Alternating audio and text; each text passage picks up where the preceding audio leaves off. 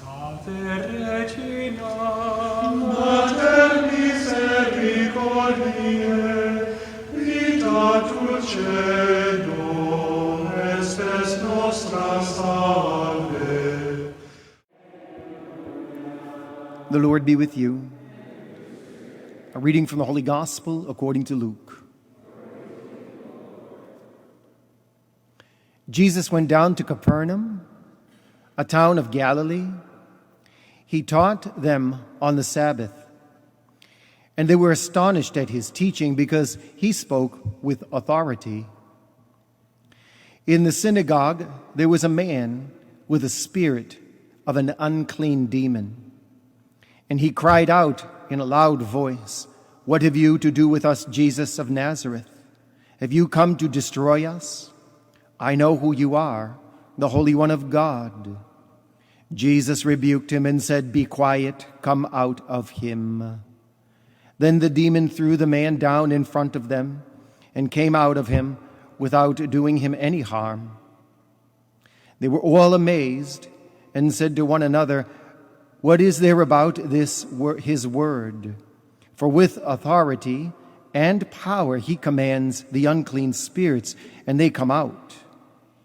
And news of him spread everywhere in the surrounding region. The Gospel of the Lord.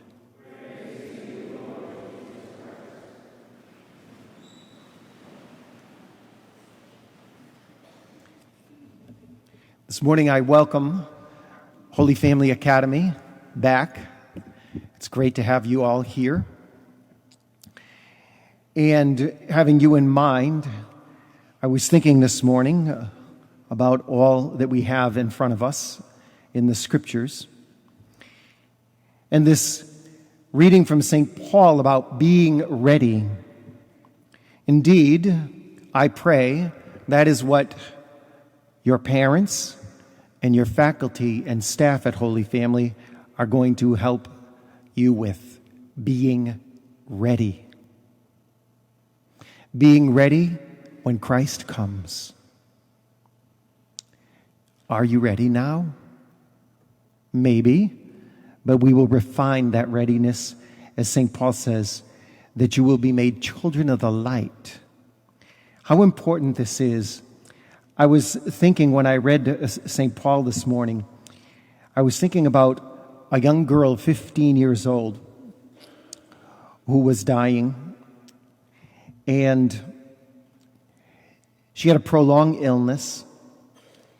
And every night when she would go to bed, her one side of her bed faced the wall, was against the wall, so she would always turn and face the wall when she would sleep. And her mother asked her one day, "Why do you face the wall when you sleep?" She said, "Because if Jesus comes, I don't want to see him. And if I don't see him, I won't have to go with him." However, as she got closer to dying,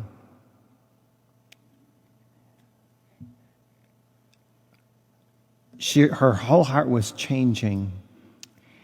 And on the night she died, her mother came in and found her. She was not facing the wall. She was facing the door. Somehow she was ready. And this is what we must be. And so there are two things to focus on here for readiness. The church founds everything on faith and reason.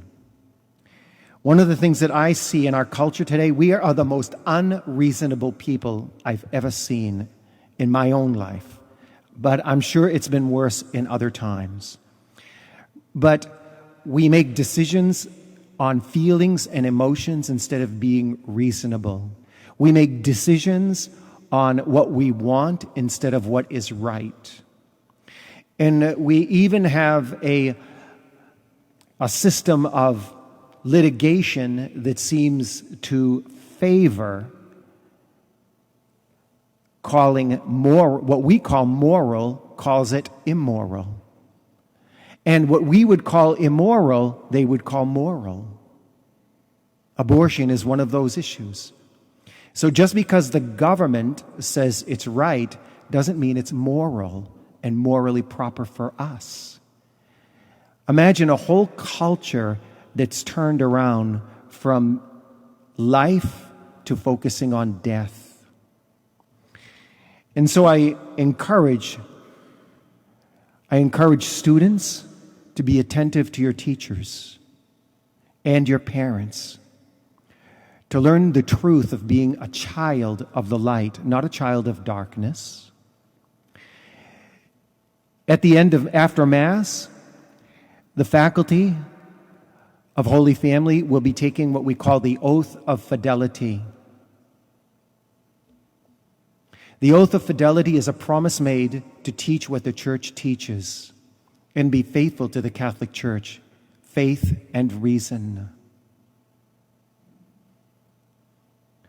I can't impress on you enough, Holy Family faculty, the need for these children to be taught by such fidelity. And I can't impress on you enough to be faithful to this oath and to be willing to make any changes necessary to conform with that fidelity. You have a great responsibility because the lives of these students are in your hands.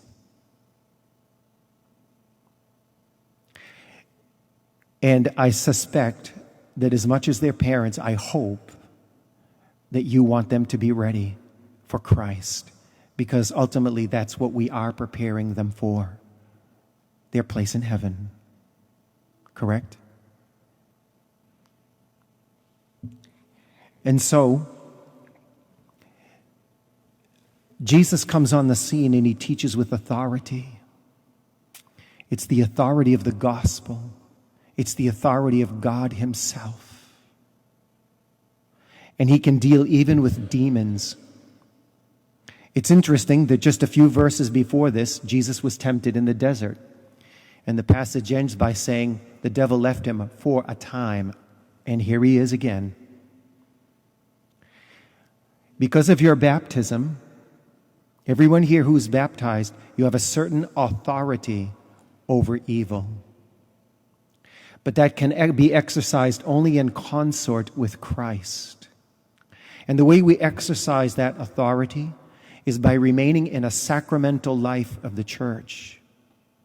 Reconciliation, Eucharist, knowing the church teaching, knowing Scripture. That's the authority which you could say when a person is living in a sacramental life, it's kind of like a spiritual Kevlar. You're bulletproof to the devil. But you also have something else. How many of you like the smell of incense? The devil thinks that's poison. And so when we live a sacramental life, we have the fragrance of incense all around us. It's almost like he thinks we have BO and he stays away from us. Yeah. He's a lousy judge of hygiene. So nevertheless, in the being steeped in an education and in a spiritual life, we surround ourselves with the authority of God that protects us from evil and gives us the sustenance that we need to be ready and to make our way to the place in heaven that Christ has called us to be. Regina Celi, letare